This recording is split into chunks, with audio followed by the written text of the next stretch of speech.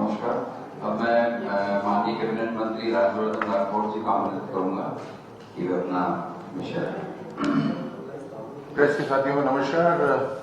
मैं आगे पहलवान साहब ने जहाँ छोड़ा उससे आगे मैं आपसे बातचीत करना होगी। इस कैबिनेट के अंदर कुछ महत्वपूर्ण निर्णय लिए गए, शिक्षा विभाग से संबंधित हैं, पावर से संबंधित हैं, मेडिकल इंश्योरेंस से संबंधित हैं। इन सब के बारे में आपको मैं बताता हूँ। मेडिकल इंश्योरेंस में ये पाया गया कि डिले हो रहा है, देर हो रहा है मेडिकल इंश्योरेंस बिल में। कैबिनेट ने यह निर्णय करा है कि मेडिकल इंश्योरेंस पे तेजी लाई जाएगी और उसके लिए सबसे पहले सेटलमेंट होगा। मेडिकल इंश्योरेंस कंपनी का जो हिस्सा है सबसे पहले वो सेटल करेंगे, उसके बाद जो बकाया हिस्सा होगा वो आरजीएचएस से सेटल करा दिया जाएगा। इससे सरलीकरण भी होगा और इंश्योरेंस मिलने में तेजी भी आएगी। चिकित्सा विभाग के अंदर ये देखा गया कि सुपर स्पेशलिटी के जो टीचर्स हैं, अध्यापक हैं मेडिकल कॉलेज के, सुपर स्पेशलिटी के जो टीचर्स हैं या सब स्पेशलिटी के जो टीचर्स हैं, उनकी कमी है। उस कमी को दूर करने के लिए एक विशेष भर्ती का आयोजन करा गया है, जिसमें चिकित्सक शिक्षकों की कमी दूर होगी, सुपर स्पेशलिटी और स्वास्थ्य सुविधाओं के अंदर बढ़ावा मिलेगा। इनको पैरेलली जहां पर भी ये सुपर स्पेशलिस्ट काम कर रहे हैं वहां से डायरेक्ट इनको सरकार के मेडिकल कॉलेजेस में लिया जा सकेगा। ये कैबिनेट में पास हुआ है। संस्कृत शिक्षा विभाग के अंदर भर्तियों से संबंधित एक निर्णय हुआ है कि शारीरिक शिक्षक और लाइब्रेरियन ग्रेड 3 इनकी योग्यता अब शिक्षा विभाग के अनुरूप ही की जाएगी और उससे राज्य कर्मचारी चयन बोर्ड माध्यम से शिक्षा विभाग की भर्तियां होगी। उससे तकरीबन 2600 पद का मार्ग प्रदर्शित हो गया है।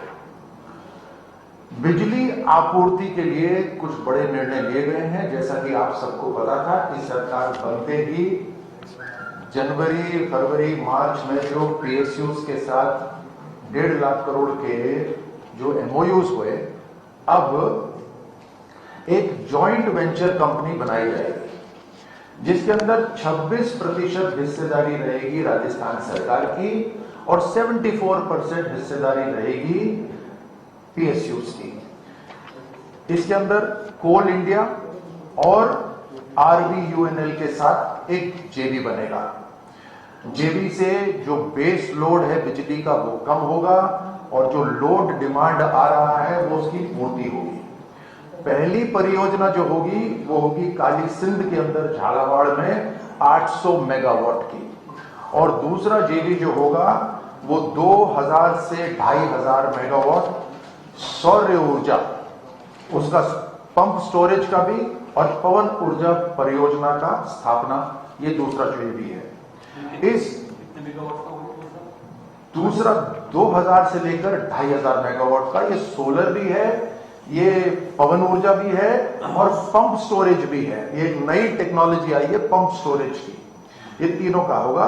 इससे अपने प्रदेश के अंदर 17,000 से लेकर 24,000 करोड़ का निवेश आएगा।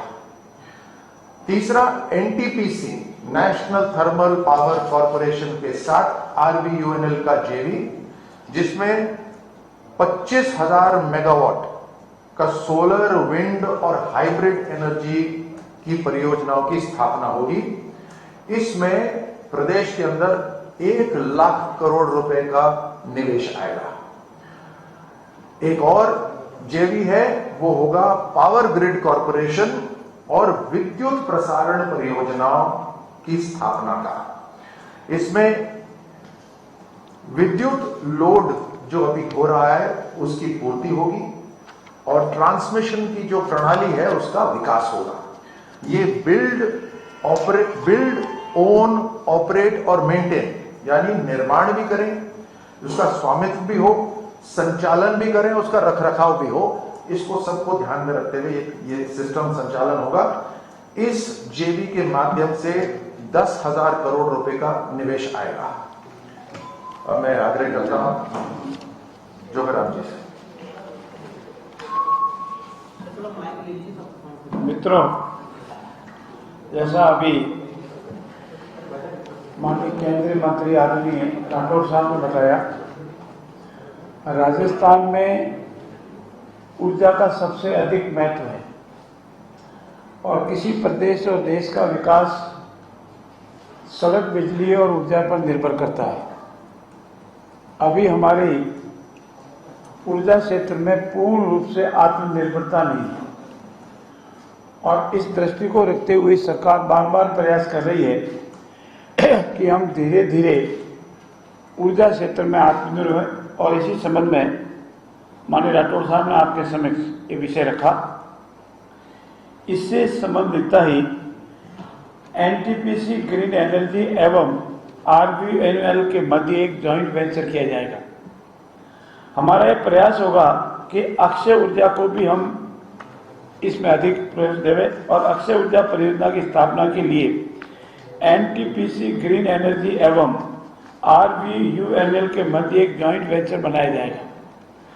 इस सब का उद्देश्य पीछे यह है कि ये जॉइंट वेंचर 25,000 मेगावाट की सोलर, विंड, हाइब्रिड एनर्जी सहित नवीन ऊर्जा परियोजनाओं की स्थापना करेगी ताकि राजस्थान में हमें बिजली में आत्मनिर्भर होने की और अग्रसर हो सके। इस जॉइंट वेंचर के माध्यम से प्रदेश में करीब 1 लाख करोड़ का निवेश होने की संभावना है। इतना ही नहीं, power grid corporation of India limited एवं राजस्थान विद्युत प्रसारण निगम के मध्य भी एक जॉइंट वेंचर का निर्णय लिया गया है। विद्युत प्रसारण परियोजना की स्थापना के लिए ये power grid corporation of India limited एवं राजस्थान विद्युत प्रसारण निगम मध्य जॉइंट वेंचर कंपनी स्थापना के बाद हम ये प्रयास करेंगे कि इससे राजस्थान में विद्युत लोड की मांग, ट्रांसमिशन प्रणाली एकदम दुरुस्त हो, लोड कम हो, क्षमता के अनुसार हमको लोड मिले। इसके अलावा ये जॉइंट वेंचर बोम से निर्माण, स्वामित्व, संचालन एवं रख रखाव आधार पर ट्रांसमिशन सिस्टम का संचालन करेगी। हमारा जो ट्रांसमिशन सिस्टम है बिजली का, उसमें जो कमी आ रही है उसको करेगी और अपने द्वारा बनाई गई संपूर्ण ट्रांसमिशन क्षमता राजस्थान डिस्कॉम को उपलब्ध कराएगी। बेस्ट से बेस्ट इक्विपमेंट के साथ, अच्छे तारों के साथ, खंभों के साथ ट्रांसमिशन सिस्टम बेस्ट हो, लॉसेस कम से कम हो, टाइम पर रहे, ट्रिपिंग नहीं हो, इन सब के पीछे इसका उद्देश्य है। इस जॉइंट वेंचर के माध्यम से 10,000 करोड़ रुपए का अनुमानित खर्चा होने की पॉसिबिलिटी है। एक हमने और निर्णय भी लिया है कि हमारा RSR 1951 अस्थायी आधार पर वेतन पद्धति निदान हेतु संशोधन करना था और हमने वर्तमान राजस्थान सेवा नियम 1951 में इस संबंध में आवश्यक संशोधन किया है ताकि हम टेम्परेरी बेसिस पर भी आवश्यकता पड़ने पर एम्प्लॉय ले सकते हैं और इसका वेतन निर्धारण भी कर सकते हैं। अब इस सेवा नियम में 26D जोड़ करके आवश्यक अस्थायी आधार पर नियुक्ति एवं पदोन्नति वेतन निर्धारण किए जाने के भी प्रावधान किए गए हैं। साथ ही साथ यह भी निर्णय लिया गया है और इस आज की कैबिनेट की बैठक में महत्वपूर्ण निर्णय लिया है कि राज्य सरकार द्वारा हमने बस बजट घोषणा में और लेखानुदान में जो निर्देश जारी किए थे उसके अनुरूप ही इंफ्रास्ट्रक्चर इन्वेस्टमेंट ट्रस्ट की हम स्थापना करेंगे। इसकी अनुपालना में राजस्थान विद्युत प्रसारण निगम लिमिटेड इनविट का गठन करेगा तथा इसे सेबी से पंजीकृत कराया जाएगा ताकि पंजीकृत के उपरांत उस नियमों के अनुसार उसकी कार्रवाई की जा सके, विद्युत प्रसारण, विद्युत उत्पादन और अधिक दुरुस्त हो सके और हम राजस्थान धीरे धीरे आने वाले 2-2.5 वर्ष में विद्युत प्रसारण, विद्युत के सप्लाई में, विद्युत के प्रसारण में आत्मनिर्भर हो सके और इसी के मध्य आरबीपीएन के इनविट के माध्यम से अपनी परियोजनाओं के ट्रांसमिशन परिसंपत्ति मुद्रीकरण के लिए अधिकृत करने के प्रस्ताव को भी अनुमोदन किया गया है। ये सारे कार्य मेन फोकस ये था कि किस तरह से हम बिजली में आत्मनिर्भर बन जावे और हमारा ये जो कभी कभार ट्रिपिंग होना, बिजली नहीं मिलना, चाहे उद्योग हो, चाहे कृषि हो या घरेलू हो, इन तीनों में आत्मनिर्भर बने, इस और ही पूरा प्रयास है। आप सबका बहुत बहुत धन्यवाद। धन्यवाद जोगराम पटेल जी। कोई अगर सवाल हो कि कोई तबादला नीति को लेकर बातचीत हुई, कोई कैबिनेट में? देखिए, जहाँ तक तबादला नीति का प्रश्न है, जब भी अंतिम प्रारूप प्राप्त कर लेगी, हम आपके समक्ष उसका पूर्ण रूप से निवेदन करेंगे। अभी अनेक चीजें ऐसी है जो विचाराधीन रहती है, उसमें अनेक तरह के सलाह, पक्ष विपक्ष, लाभ हानि, पक्ष निपक्ष, सब बातों को विचार करने के उपरांत जब भी अंतिम रूप प्राप्त करेगी तो आपको अवश्य बताई जाएगी। सर, बिजली में आत्मनिर्भर बनने की तैयारी है, इसमें बड़ा राशि का खर्च भी होगा क्योंकि राजस्थान का भौगोलिक आकार इस तरीके का है, तो क्या इसमें निजी क्षेत्र को भी प्रोत्साहन की तैयारी है साथ में, क्योंकि आपने जो जॉइंट वेंचर किया वो पूरे आधार पे? इसमें निजी क्षेत्र, देखिए, ये लक्ष्य रखा गया है राजस्थान की सरकार ने कि 2027 तक राजस्थान पूर्ण रूप से बिजली में आत्मनिर्भर हो जाएगा। आप भी जानते हैं कि 2018 तक जो घाटा राजस्थान के ऊपर चढ़ा हुआ था, केंद्र सरकार के साथ मिलकर उस घाटे को, बिजली का जो घाटा था उसको 5,000 करोड़ तक लेकर आ गए थे। 90,000 करोड़ से 5,000 करोड़ के घाटे को लेकर आ गए थे। और फिर पिछली सरकार ने मात्र 5 साल के अंदर 1,30,000 करोड़ का घाटा फिर से चढ़ा दिया राजस्थान के ऊपर।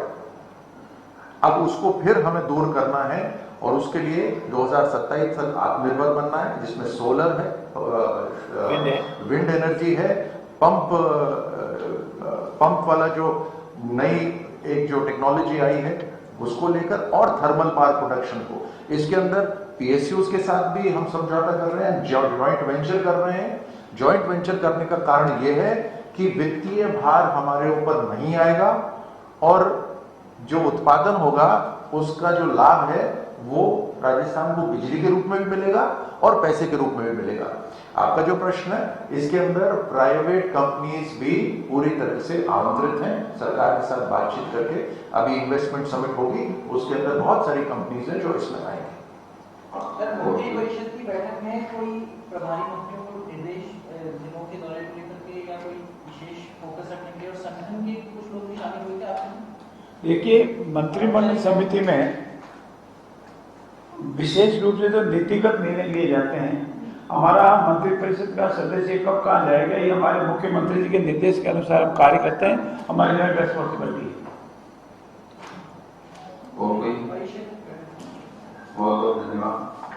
काउंसिल ऑफ मिनिस्टर्स की थी, उसके अंदर जैसे अभी लक्ष्य रखा है